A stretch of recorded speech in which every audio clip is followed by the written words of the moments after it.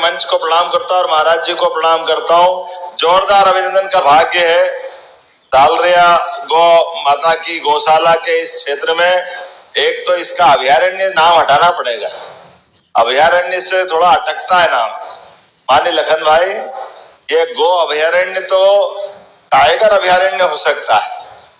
गो अभयारण्य, गो तो हमेशा मनुष्यों के साथ जीने की आदत जिनको है, तो वो अपने अस्तित्व के लिए वो कभी अकेली पैदा ही नहीं हुई।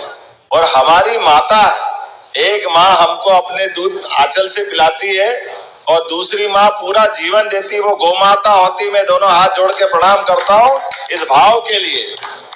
33 करोड़ देवी देवता का वास इस गौ माता के साथ हो।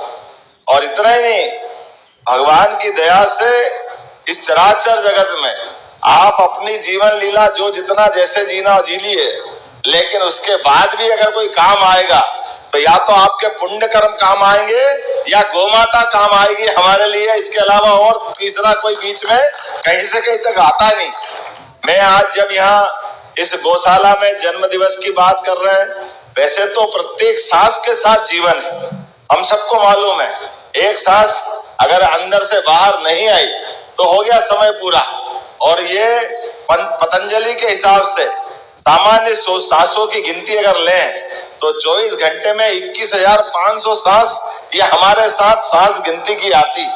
और इसीलिए ये कहा गया है कि परमात्मा ने आपकी एक एक घड़ी, एक एक सांस, जन्म तो एक बार हो गया, जन्म के बाद हर एक कोई अब जिसका जीवन चल रहा आगे, वो सब मृत्यु की तरफ दौड़ रहे हैं, कोई इससे बचता नहीं। लेकिन ये मजे की बात है कि कोई मानता नहीं कि मेरी मौत आएगी, उसको लगता बाल बाल मैं बचा, बस इसका जो होना हो गया, इससे अल्लाह आगे कोई सोचता नहीं। ये भगवान की लीला है। ऐसा भ्रम दुनिया में किसके पास होगा, जिसको सबको मालूम है कि अंततः सबका समय पूरा होगा। परमात्मा के कई जन्मों के पुण्य के बाद हमको मृत्यु लोक में कुछ कर्म करने के लिए परमात्मा मौका देता है। और 84 लाख योनियों के बाद माध्यम से हम और सौभाग्यशाली हैं कि हमारा भारत माता के आंचल में जन्म होता है, सनातन संस्कृति में जन्म होता है। यह हमारा सौभाग्य। मुझे इस बात की भी प्रसन्नता है जब आपके सामने बात कर रहा हूँ। यशस्वी प्रधानमंत्री श्रीमान नरेंद्र मोदी जी का अभिनंदन करो उनके अपने कामों के लिए। जरा ताली वाली बजाओ, आनंद नहीं आ रहा भैया, क्या बात है। हमारे बीच में कई जन्मों के पुण्य के बाद, मैं अगर उस समय तो हमारा जन्म भी नहीं हुआ होगा, जब देश की आजादी के तुरंत बाद सोमनाथ के मंदिर का निर्माण का प्रश्न खड़ा हुआ, सरदार वल्लभ भाई पटेल के लिए जोरदार अभिनंदन करो, जिनने वो इतना बड़ा मंदिर जन सहयोग से बनवा के खड़ा किया। और हमारे लिए सौभाग्य की बात है, डॉक्टर राजेंद्र प्रसाद जी ने पहले तो नेहरू जी से भी कहा था भैया बापू सिंह जी बुरा मत मानना, लेकिन वो नेहरू जी ने कह दिया कि मैं नहीं आऊंगा। और डॉक्टर राजेंद्र प्रसाद जी से कहा कि आप भी मत जाइए। अरे पता नहीं क्यों नहीं जाना भैया। हमारे लिए जब हम कमजोर थे, गजनवी ताकत में था, तब तोड़ दिया होगा, तोड़ दिया तो। लेकिन जब देश आजाद हो गया, 1000 साल की गुलामी, अपने सभी उन स्वावलंबी और स्वतंत्रता सेनानी के लिए जोरदार ताली बजाओ, जिनके कारण से हमको ये स्वतंत्रता मिली। जब स्वतंत्रता मिली आनंद के माध्यम से, तो अब तो हमारे लिए वही तो समय होना चाहिए था जब वापस सोमनाथ का मंदिर धाम जगमगाया, अब अयोध्या का धाम जगमगा रहा है। हमको मालूम गुजरात हमको सदैव आदर्श रहा है। सोमनाथ जी और सरदार पटेल ने भी उस समय आनंद लिया और नरेंद्र मोदी जी के माध्यम से देश झूम रहा है कि हाँ हम आगे बढ़ेंगे, उन्नति करेंगे। ये भौतिक निर्माण तो बहुत हो जाएगा, लेकिन आध्यात्मिक सत्ता को छोड़ करके कभी हमारे भारत का भला नहीं होगा। मैं इस बात के लिए आनंद में हूँ जब हम अपने भगवान राम के धाम को जगमगाता देख रहे हैं, उनके आनंद में सब डूब रहे हैं। तो अब ये जिसका समय आया है, जिसके घर गाय वो गोपाल, जिसके घर गाय का कुल वो घर घर गोकुल। हमारी सरकार ने तय किया है कि ऐसे गांवों को आदर्श बनाएंगे जिन गांवों के अंदर सभी प्रकार के झगड़े नहीं हो, कोई प्रकार के कष्ट नहीं हो, आदर्श गांव बने। उस गांव को वृंदावन गांव बनाने का हमारी सरकार ने निर्णय किया है। बोलो गोपाल कृष्ण भगवान की।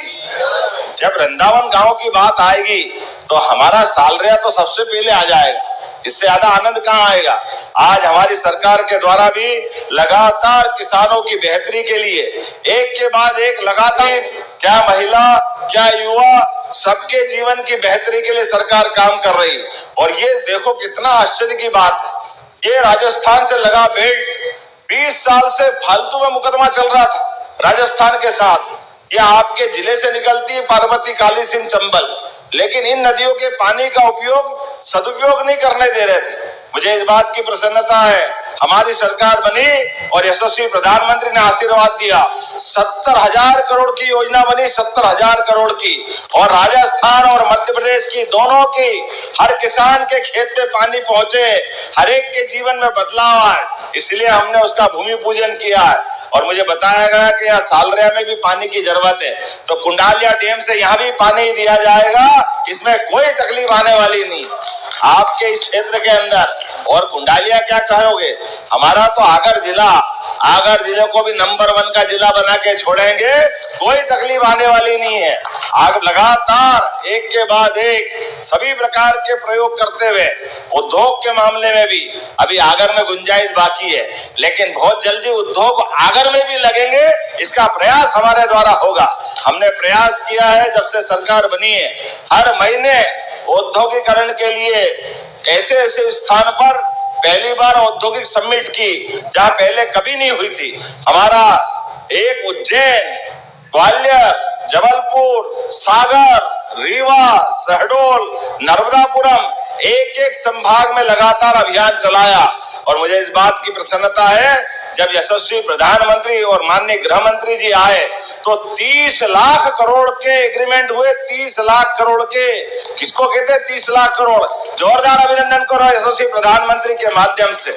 जब हम अपना उधर औद्योगिकरण की बात करते हैं तो हम अपनी जड़ों को कैसे छोड़ सकते हैं, गोमाता को कैसे भूल सकते हैं, गोपाल कृष्ण को कैसे भूल सकते हैं? हमें गर्व है, हाँ कोई कहे ना कहे, हम डंके की चोट कहेंगे, हम राम कृष्ण की सनातन संस्कृति को मानने वाले लोग हैं। दुनिया की कोई ताकत हमको नहीं रोक सकती है। जब गोपाल कृष्ण की बात करते हैं तो गोपाल जैसे बोलते हैं, भगवान को किसी नाम से बुलाओ या मत बुलाओ, लेकिन उनको एक नाम जीवन भर पसंद आता है, वो नाम है गोपाल। और वो गोपाल बगैर गाय पाले होता नहीं है, तो जिसके घर गाय वो घर घर गोपाल, और जो कृष्ण को माने वो गोपाल कृष्ण। महाराज जी ने पूरे साल कथा की, जोरदार अभिनंदन करो। क्या महाराज जी का भी संकल्प है। मुझे बताया गया कि एक दिन भी रिपीट नहीं करते हैं, रोज अपनी बात रखते हैं, गौ माता को यह खुद भी कथा सुनाते हैं, वो सबको लेके चलते हैं। इसलिए मैंने कहा जन्मदिन मनेगा तो कहीं नहीं मनेगा, सालरिया गौशाला में मनाया जाएगा, इसके लिए आपके बीच में आया हूं। गौ माता का आशीर्वाद मिल गया, इससे बढ़ के क्या चाहिए, यहाँ सब कुछ मिल गया। इसलिए आज के इस अवसर पर जब मैं यहाँ बैजनाथ के धाम से देखता हूँ तो मुझे वहां से भी आशीर्वाद मिलता है, बगलामुखी माता का भी आनंद है। आने वाले कुंभ मेले के लिए भी हमारी सरकार सब तैयारी कर रही है, किसी प्रकार की कोई कोर कसर बाकी नहीं रहेगी, सारे प्रबंध करके। हमारा इलाहाबाद का प्रयाग का कुंभ मेला बहुत अच्छा हुआ है, हमारे यहाँ सिमस्त कहलाता है, ये सिमस्त भी धूमधाम से मनाया जाएगा, सारे प्रबंध हमारे द्वारा किए जाएंगे। आज के इस अवसर पर मैं एक बार फिर महाराज जी से, वाकई ये अद्भुत महाराज जी आपने अपना जन्मदिन मनाने का तरीका लगाया, मैं तो देख के आनंद में डूबा। ये काय का केक काटना, फालतू की संस्कृति केक काटने की। सच्चे अर्थों में आपने कहा कि घी के आधार पर ये गोला बनाया और दीपक लगवा लिया और ये गौ माता को अर्पित कर देंगे, इससे अच्छी बात क्या हो सकती। ये जो तरीका है ये हमारी संस्कृति के तरीके हैं। दीप बुझाना ये हमारी संस्कृति ने नहीं सिखाया, मोमबत्ती बुझाना ये भी गलत बात है, इससे बचने की जरूरत है। जन्मदिन मनाओ तो बिना केक के मने, ये सच्चे अर्थों में जन्मदिन है। इसलिए जन्मदिन मनाओ गौशालाओं में जाकर के, जन्मदिन मनाओ संतों के आशीर्वाद पा करके, जन्मदिन मनाओ कथाओं में जाकर के।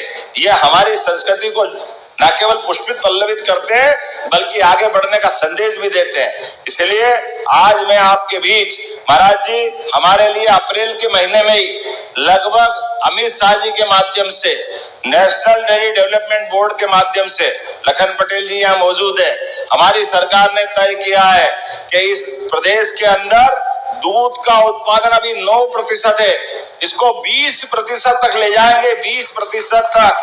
किसानों की भी आमदनी बढ़ाएंगे। मुझे लगता है किसान नहीं बैठे, दूसरे कोई और ही आगे बैठ गए हैं। ये अरे दूध की आमदनी बढ़ा के ताली वाली बजा के बताओ यार, कैसा क्या हालत हो रही है।